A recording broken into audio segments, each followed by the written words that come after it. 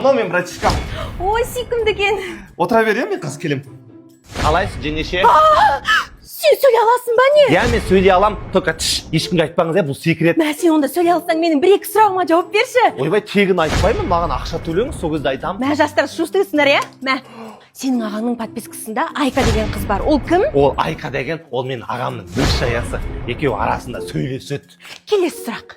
Кеше ағаң маған түсте сообщенияларыма жауап бермеді. Ол сол Айкамен қыдырып жүрді ма? Ой, кеше ағам стадилингте болды ғой. Қазір Шымкенттегі стадилингте жазда ағылшыннан интенсив курс болып жатыр. Ағылшын тілін сол арқылы 2 есе тез үйренесіз. Ал кешенің арғы күні қайда болды? Ой, арғы күні де стадилингте болды. Ол курс күнде болады. Аптасына 6 күн. Күнде шетелдік мұғалімдермен практика болады. Және 1,5 айда бір деңгейді аяқтап отырады. Сіз де барсаңызшы жеңеше. Бірақ сол интенсив курстан кейін Айка екен киноға барды. Қалай таныстыңдар ма? Білмеймін, бар Айкаңнан сұрасаңшы. Қайдан біліп қойды? Или сен айттың ба? Жоға брата, мен сөйлей алмаймын ғой. Сенде сағыз бар ма? Ой, мен қалтамда барлығы бар. Пицца жейсің бе? Пицца? Үтік? Керек бола ма деген ғой. На всякий случай алып жүрмін. Бірдеңе жыбырлап жүр. Ақтөс, сен осындасың ба немесе іздеп жүрмін ғой. Қазір тауып берем. О, Зурайдың лимонадтары бар екен. Анандай түрлері де бар екен. Ішесің бе? Давай. Дәмді. Қазір тауып берем. Тух, сенің қалтаңда не жоқ? Может, еще адам жатқан шығар? Біреу жатыр. Мен саған қас көмектесем. Рэйчел? Бұл кім? Бұл мен бывшаям ғой. Сен мені тастап кет десем, қалтамда жүр екенсің ғой. Сау бол, урод. Жоқ, Рэйчел, тастама. Той, кешір, бірақ сағыз жоқ екен. Сенде бәрі бар, сонда сағыз жоқ па? Мен 3 жыл жұмыс істеп ақша жинап сізге жаңа көлік алдым. Бопты. Мама саған сыйлық, сен суретін салдым. Балам, мынау менің өмірімдегі ең керемет сыйлық. WhatsApp статусыма сап қояйын. Әй қыз, не шаң мынау? Мама, Арманның бөлмесіне қарасаңызшы. Ол сен қыз, жина бөлмеңді. Еще Арманның да бөлмесін жинай сал. Ей, аяғын тартшы. Осыны да қосып жинап ал. Мама, жода жаман ауырып тұрмын, температурам еще 40 градус. Төт бит, өлмейсің. Ойбай балам, температура көтеріліп кетті ма? Не болып кетті? Скорый сақы сен қыз. Мама, қарным ашып тұр. Қарның ашты? Міне балам, сен сүйікті жас донорым, же ой. Мама, ал менші? Үйбай көріп тұрсың ғой, ауырып тұр, қайда алып тұр? Өзің алып кестеші. Мама, жас донор 1000 теңге тұрады ғой, маған да ала салмайсыз ба? Әй қыз, баршы басымды ауыртпай. Қарның ашса бар, өзің тамақ істе. Болды, мен мына үйден көшем. Ақыры ұлыңызды қаттыра жақсы көреді екенсіз. Жоқ, қызым, тоқта. Как раз кетіп бара жатсаң, ана мусорды ала кетші. Алматыда жұрттың байы өзінің әйеліне бриллиант комплект сыйлапты, ойлаңыздаршы. Және сол жұрттың байы өте көп ақша табады екен. Бірақ сонымен қатар әйеліне де внимание бөледі екен. Жұмыстан сальто жасап, энергичный болып кіреді екен. Және балаларының жанында TikTok қарап жатпай, балаларына қарайды екен. Басқа каналға ауыстыршы, неме көріп отырсың? Және ол әйеліне балаларымның анасы деп су жаңа Геленваген сыйлапты. Жұрттың күйеулеріне қараш, және балаларына Баблбектен күшті ойыншықтар және термоковрик алып беріпті. Баблбек Қазақстандағы ең ірі ойыншық гипермаркеттерінің бірі. Мұнда 150 мыңнан астам ойыншық бар. Сонымен қатар қазақ әліпбиімен және жануарлар атаулары қазақша жазылған сапалы термоковриктер ұсынылады. Түрлі өлшемдері бар. Тапсырыс беру үшін комментарийға плюс қалдырыңыз. Анан қараш, жұрттың күйеулері даже балаларына дейін ойлап термоковрик алып берген. Және ол жұрттың байы нәски тұрсуларын үйде шашпайды екен. Әйелін айғайлатпай мусорды өзі шығарады екен. Және әйеліне үй шаруасына көмектеседі екен. Біреулердің күйеуі сияқты кешке дейін TikTok көріп жатпайды екен. Сіздің де күйеуіңіз сондай болғанын қаласаңыз, өкінішті, сіздің күйеуіңіз ешқашан ондай бола алмайды. Ойбай, мен де алдым міне Баблбектің термоковриктарын. Мә, рахмет жан. Не болды жұрттың күйеулеріне қызығып? Өшірші мынаны. Ах ты изменщик. Айжан, не істеп жатсың? Айжан, мен мұндамын.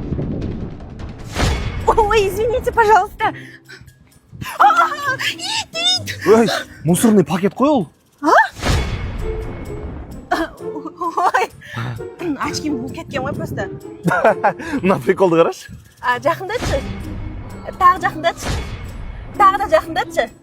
Тағы. Айран екен. Айтпақшы, мынаны ішіп жүр. Автолик дәрумендерін алдым. Көруге және көз саулығын қолдауға арналған витаминдар кешені ғой. ішінде көзіңе пайдалы витаминдар өте көп. Телефон, компьютерді ұзақ қолданғанда, көзіңе нагрузка артқанда, көзің шаршағанда осынан пайдалансаң болады. Вау, рахмет. Ай, ема, очкимді алыппын ғой. Не алып шешіп тастадың? Очкисіз әдемірек екенсің. Бұлыңғыр болып жүре берші. Мен келдім. Сен кеше мен айтқан затты ұмытып кеткенсің ба? Не туралы айтып тұр, нені алып келдің бе дейді? Жоқ, ұмытқан жоқпын. Ұмытып кеткен сияқтысың ғой, чё-то. Вообще ұмытып кетіппін. Кеше ол маған не тапсырып еді, еске түсіру керек. Мен подругам Камила бар ғой, сол күйеуім екеуі Мальдивқа барғалы жатыр екен, ойлаш. Мәп шоке болдым. Бұл емес, бұл өсек айтып жатыр. Басқа не айтып еді? Айтпақшы, жан мен бургер жегім келіп тұр екен, жұмыстан кейін ұмытпай алып келші, иә? Айтпақшы, бургер жегім келеді деп айтты емес пе? Йо-май, есіме шығып кетті. Қайда менің заказым? Жоқ, ұмытқан жоқпын мен. Так, ойла, не істеуге болады? Сыртқа шығып алып келсем, көп уақыт кетіп қалады қазір. Айтпақшы, қазір Гловода АМ ресторанында 30% жеңілдік болып жатыр. Және алғашқы заказ тегін емес пе? Мойындашы ұмытып кеттің ғой, иә? Жоқ, ұмытқан жоқпын мен. Жаным, сен менің жауапкершілігіме күмәнің бар ма не? Конечно, алдым. Рахмет, жан, мен сені ұмытып кетті деп ойласам. Дәмді жан. Глованың бар болған қандай жақсы? Сен мені мүлдем түсінбейсің. Ой, қойш болды. Әйеліңді түсінбей жүрсең, переводчик жалда. Сен жаңа неме дедің? Сен мені жақсы көрмейсің. Не дейді? Оған просто сіздің вниманияңыз жетпей тұр. Оған күшлеп свидание ұйымдастырып, жай ғана тамақтандырыңыз. Кешірші, мен саған аз внимание бөліп жүрмін бе? Давай осы суббота Васильевке свиданиеға барамыз. Қазір суши пицца заказ беріп жейсің бе? Давай, сен мен ойымды оқып қойдың ғой. Рахмет, көмектесті. Жан, осы шынды айтшы, мен соңғы кезде толып кеттім, я? Мен, Ни в коем случае толып кетті деп айтпаңыз. Наоборот, арықтап кеттің deyіңіз. жоқ, күшті, идеальный болып фигура. Қойш, мә, жан қараш, подругам Камила өзіне еще қызына күшті киімдер алыпты, вау. Ол да өзіне және баласына шопинг жасағысы келіп тұр. Оны срочно Ньюборн Алматыға апарыңыз. Ньюборн? Ньюборн Алматы ана мен балаға бәрі бір жерде, жаңа туғандарға. 1-8 жасқа арналған киім, аналарға қажетті барлық заттар. 5000-нан астам тауар, күн сайын жаңа жеткізілім, ең төмен баға. Васильцова 89 адресінде кофехана және ойын аймағы бар. Болды ғой жаным, саған қызыма екеулеріңе күшті киімдер алып берем. Ньюборн Алматыдан алып берем еще. Вау, жан, қайдан біліп қойдың соның қалағанды? Жан, мынау әдемі ме, мынау ма? Ой, қазір айтам ғой саған. Бүгінге сіздің лимитіңіз бітті, сау болыңыз. Ой, жоқ, кетпеңіз. Бір сұраққа, бір рет аудара салғаш, пожалуйста, бір рет. Кетпеңіздерші. Екеуі де нормально, өзің біл. Саған просто бәрібір, иә маған? Түсінікті. Жауап беріңіздерші. Қандай қыздар ұнайды? Маған мамам сияқты, заботливая қыздар ұнайды. Мамаң сияқты? Иә. Мама десең, мама сияқты болам. Оу, не істеп кеттің сен? Қане аузыңды аша қой, самолетик. Опа, итжан, аузың кел өзіңнің. Сен негізі мен дұрыс түсінбей қалдың. Ой, балам, дала суып кетті ғой. Мынаны тағып ал. Не істеп алсың? Дала 30 градус ыстық қой. Әне айттым, ауырып қалдың. Қайда ауырмапсың? Жүр балам, мен сені күшті жерге апарам. Кеттік. Біз қайда келдік? Жүр, саған полменовый киім аламыз. Осы жерде сұмдық скидкалар болып жатыр. Барлық ерлер мен әйелдер киімі 2900-ақ теңге. Еще барлық балалардың киімі 1400-ақ теңге. Ересектердің аяқ киімі 4900-ақ теңге. Не қарап тұрсың? Ал! Балалардың аяқ киімі 2900-ақ теңге. Мәнан кеш қараш күшті. Но маған үлкен ғой. Навырс! Бұл бағалар осы айдың соңына дейін ғана болады. Бұл точка жабылғалы жатыр, так что үйгер қалуыңыз керек. Бұл жер S-Outlet деп аталады. Адресі Барахолкадағы Адем 3-те. Айтпақшы, ертең үйленгеннен кейін тортты маған. Тоқташы! Маған ондай қыздар ұнамайды екен. Өзің айтты ғой, маған сияқты қыздар ұнайды деп. Кеше мен кеттім. Балам, тоқта! Нешінші жылғысың? 2007 жылғы болам. Қанша? Иә, 2007. Ал өзің қай жылғы боласың? Мен 98. Өй, түгетпейді. Махаббат жаса қарамайды. 2007-лер кеше ғана садикта жүретіндер ғой, қалай өз кеткесіңдер? Ой, қайдағы? Мен даже армияға бар келдім ғой. Міне мен суретім. Сен өзі немен айналысасың? Ой, мен серьезный тірліктермен айналысам. Темкалар, лям туда, лям сюда. Ал өзің немен айналысасың? Мен сол офиста, проджектмен. Не қарап отырсың? Сен айта бер, мен просто ұзақ әңгімен тыңдай алмаймын. Мультфильм қосып қойыншы. Тоқташ, сен мен үшін тым кішкентай екенсің. Давай осы жерден қоя салайық, иә, мен кеттім. Сен сонда мені тастап кетейін деп тұрсың ба? Сіздер кемпірлер қатыгез болады екенсіңдер. Мен сені мамама айтам. Давай мен саған может бір ойыншық қосып берем. Мен саған ойыншық алып келдім, күшті Балбөбектің ойыншығы. Балбөбек Қазақстандағы ең ірі ойыншық сататын гипермаркеттердің бірі. Ол жерде 150 мыңнан астам ойыншықтар сатылады. Барлық ойыншықтар сертификатталған. Сонымен қатар олар кез келген бизнеске арнап брендированный ойыншықтар жасай алады. Мә, ала ғой. Енді сен кішкене өсіп ал, содан кейін кездесеге. В смысле баласында, мен уже үлкенмін. Мә, бір-ақ штук қапты ғой, давай мен жейін, В смысле, мен де жегім келетін шығар? Қойшы, мен жігітпін ғой, мен қарным көбірек ашады. Еще қыздың жолы жіңішке. Солай ма? Айттым ғой, мен жеймін деп. Солай ма? Онда төбелесек. Сен білсің ба? Мен 20 жыл бұрын кунг-фумен айналдым.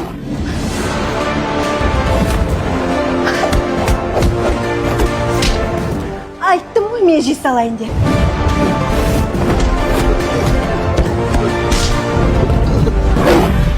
Мен әлі кегімді аламын. Сен әлі әлсіз екенсің, дайындалып кел. Мастер, маған кунг-фуды қайтадан үйретіңізші. Не болып қалды? Мен бір кісіден таяқ жеп қалдым. Алматыдағы Peach Blossom деген жерден нағыз Қытайлық хот-pot жегім келген. Бұл Қытайдан келген 27 жылдық тарихы бар бренд. Онда табиғи өнімдерден дайындалған хот-pot ұсынылады. 4 түрлі сорпа негізі: сиыр сүйегі сорпасы, қою қызанақ сорпасы, саңырауқұлақ сорпасы, Сычуан стиліндегі ащы сорпа. Барлығы табиғи өнімдерден дайындалған, сондықтан әрі пайдалы, әрі өте дәмді. Мен кегімді алу керекпін, маған үйретіңізші. Жаттығуды ертеңнен бастаймыз. Айжан, мен кегімді алуға келдім. Тағы да жеңіл үшін келдің бе?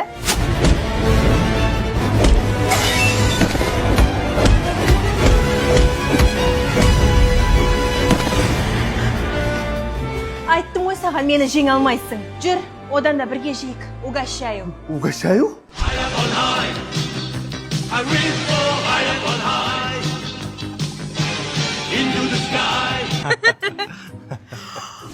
Папам келе жатыр, тығыл!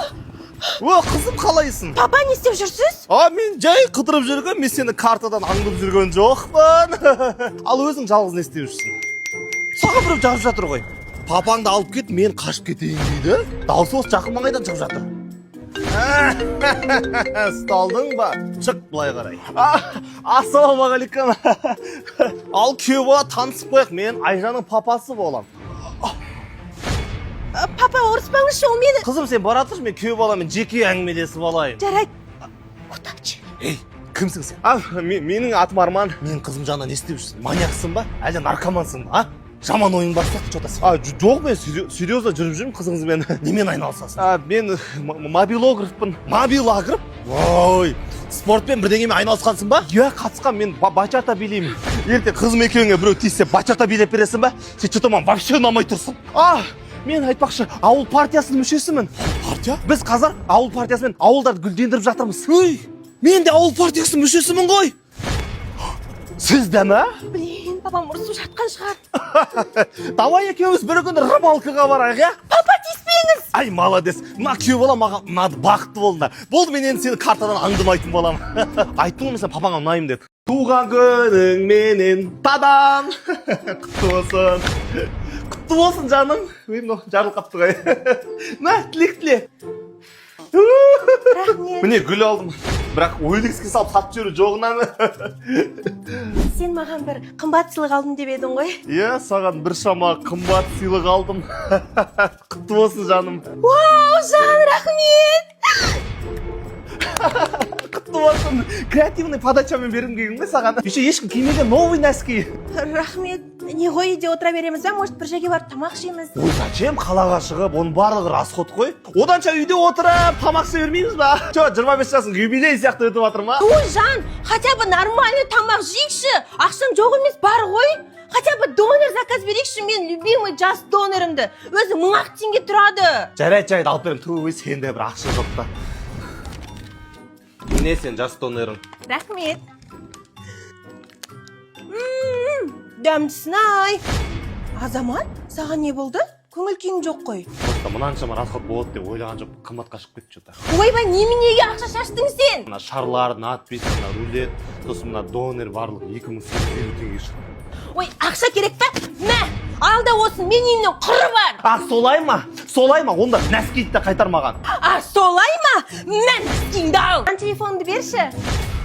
Мен телефонды не үшін? Жай фотоға түсейін деген. Зачем саған фотоға түсіп? Мен сен портретін салдым ғой, қара! Жоқ, мен жай ауа райын көрейін деген. Осы аптада біздің қаламызда сынап бағанасы бойынша ауа райы құбылмалы болды. Сол үшін жігітің телефон тексеріп керек емес. Қош, берші телефонды, мен музыка тыңдағым келетін шығар. Ой, зачем телефон тыңдап? Маэстро, музыку! Мен саған шын музыканттарды шақырдым ғой. Сен бар ғой, менен не бірдеңе жасырып тұрсың ба? Неге маған телефонды көрсеткің келмей тұр?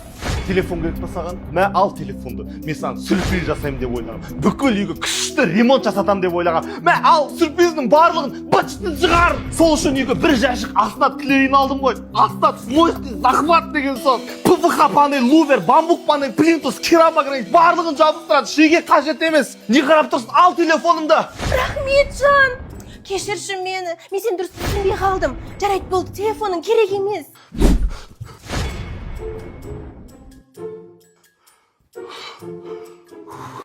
Не болды? Ана жақта блогер жүр. Ол деген жақсы емес па? Жоқ, сен түсінбедің, ол бәлезде қалған блогер. Осы уақытқа дейін қанша ресторан рейтинг түсіріп тастады. Сен бар өзің обслуживать етші, мен барғым келмейді. Аха, жарайды. Саламатсыз ба, не тапсырыс бересіз? Өздерің біліңдер, мені шок қылып таң қалдырыңдаршы. Көрейік, елдің бәрі мақтаған лаудастырған тамағы қандай екен. Жақсы. Бұл құрамында қазы, сорпа, қамырдан тұратын жылқы еті мен нарын дәмін татып көріңіз. Ал, көрейік.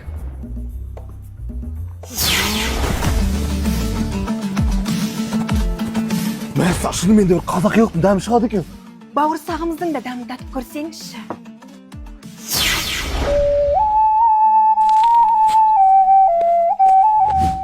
Мынау мен тура ауылдағы әжемнің бауырсағы сияқты ғой. Құдды бір балалық шағыма оралғандай болдым. Мен сіздерге отзыв қалдырам. Достар, лаудастырған келіңіздер. Тамақтары керемет. 2 VIP кабинкасы бар, детский площадкасы бар, намазханасы бар. Еще осындай керемет летник ашылды. Тура Алматы аренаның жанында как раз үй жақта енді күнде осы жерден тамақ ішетін болам. Осы уақытқа дейін критик болып жүріп, мен шынайы тамақтан ләззат алуды ұмытып қалдым. Ал сіздер маған сол сезімді қайта сыйладыңыздар. Рахмет. Асыңыз дәмді болсын. Молодец! Біздің баламызды ұмыту үшін 1 миллион жете ме? Жоқ, біздің махаббат ақшаға сатылмайды. Оңбаған неме? Ома! Болды, мен мұрагерліктен бас тартам. Жүр кеттік. Ұлым, тоқта, ақымақ болма! Біздің баламызды ұмыту үшін 1 миллион. 1 миллион ба? Байым бесіздер ме? Көбірек бесеңіздерші. Тағы да үстінен 1 миллион береміз. Ұмытасың ба? О, бірақ ұлдарыңыздың түрі бар ғой, әлі таныс болып тұршы, әлі ұмытпаған сияқтымын. Мынау тойымсыз екен бе? Мә, соңғы ақшам. Енді ұмытатын шығарсың, мә. Вот енді міне жартылай ұмытып бара жатқан сияқтымын. Менде ақша бітті. Мә, менің соңғы алтыным қалды. Мынау жететін шығар. Бірақ бар ғой, балаларыңыздың түрі еміс есімде сияқты. Енді бір салқын, Зурайдың газдалған сусыны болса ғой, точно ұмытатын сияқтымын. Еще Зурай сұрап отырсың ба? Ұятсыз екенсің сен. Қазір алып келем. Міне 3 түрлі вкусын алып келдім. Қайсысын айт саған? Рахмет. Бәсем. Мама, папа, қалай ұялмайсыздар? Біздің махаббатымыз ақшаға сат. Ей, бейтаныс жігіт, кімсің сен вообще? Танымайды екем. Пока. Әрен құтылдық қой. Қарындас, танысайық та, қайда барасың? Апарып тастайын. Я, давай танысайық. Обычно қыздар таныспаушы еді негізі. Жаңа тегін апарып тастайын деп айттыңыз ба? Апарып тастайын, сенікі алыс емес шығар, иә?